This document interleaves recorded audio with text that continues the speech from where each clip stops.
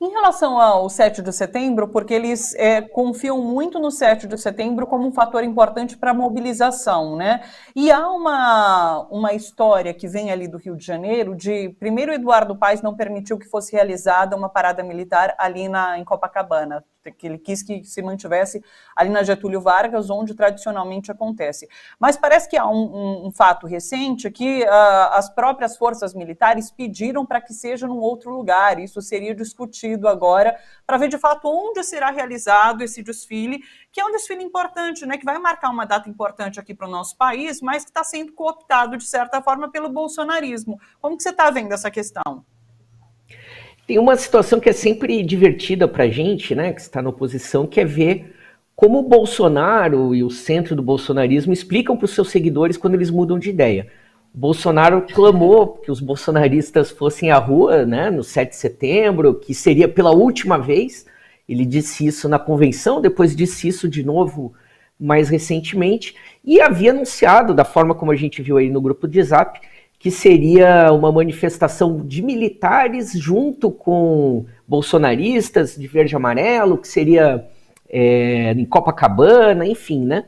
Então o primeiro movimento que teve foi dos militares tirarem o corpo fora e dizerem, não, o desfile militar é Brasília, né? E agora, então, ontem o prefeito Eduardo Paes anunciava que o desfile do Exército seria cancelado e ainda haveria aí exibições da Força Aérea, da Marinha, mas não dessa forma do desfile como a gente está acostumado.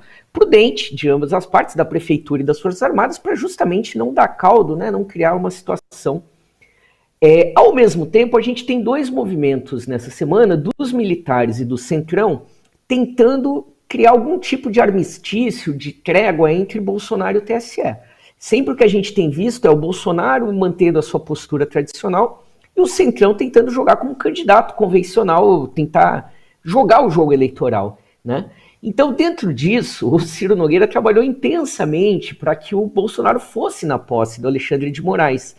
E da parte de lá, havia sinalizações de que o Alexandre de Moraes poderia aceitar, ou pode ainda aceitar, algumas das recomendações dos militares em relação às urnas eletrônicas. Qual era o preço desses dois movimentos? O Bolsonaro ir, o Alexandre de Moraes aceitar. Era o bolsonarismo recuar no 7 de setembro.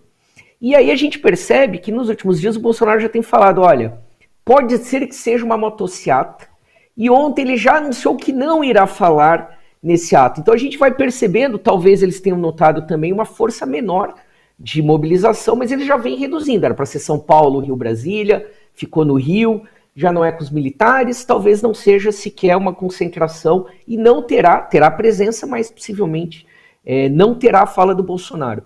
Então isso faz parte dessas articulações que a gente teve, mas também vai demonstrando a dificuldade que o Bolsonaro vai enfrentar agora para se ver numa situação de responsabilização. É importante a gente perceber o seguinte, em 2018, o Bolsonaro não fez campanha. Se a gente se lembrar, logo no início da teve a situação da facada, o Bolsonaro chegou ao primeiro turno, não participou de nenhum debate, né, o programa de governo dele tinha 6 páginas, era um PowerPoint tosco, né, ele tinha o tempo dele na televisão, era mínimo, né, então sem precisar abrir a boca, o Bolsonaro venceu as eleições de 2018. Agora ele tem uma situação em que ele não só abre a boca, né, como ele continua sendo presidente, ele tem que prestar conta das coisas que ele faz, ele tem que jogar, como ele sempre reclama, dentro das 4 linhas da Constituição, como presidente, como candidato, e ele tem dificuldade de se portar nessa situação. Então nós temos 2 fatos inéditos nessa campanha que começa essa semana. O primeiro é que pela primeira vez na história nós temos, no período democrático, um ex-presidente que concorre à eleição. Não é a reeleição, né? Então, depois de ter sido eleito, depois de ter sido reeleito, Lula vem para uma terceira eleição. A gente não tem isso, com exceção do Vargas, né? A gente não tem isso antes na história do Brasil. E o segundo fato novo é que nós nunca tivemos um candidato à reeleição com índice de rejeição tão alto. Então, são 2 fatos novos que mudam a característica dessa eleição. E, ao mesmo tempo, hoje eu estava em encontro com deputados do PT, com deputados do PSOL, e era muito interessante o discurso unânime desses deputados, que estava o deputado Paulo Pimenta, a deputada Fernanda Melchiona, dizia o seguinte, essa é a eleição das nossas vidas, porque essa é a eleição mais importante do século XXI. Aqui a gente não vai decidir simplesmente se é Lula ou Bolsonaro, se é PT ou PL, etc. Né? Então essa eleição ela começa com uma carga muito forte. A gente tem aí 6 semanas, é uma eleição curta, né?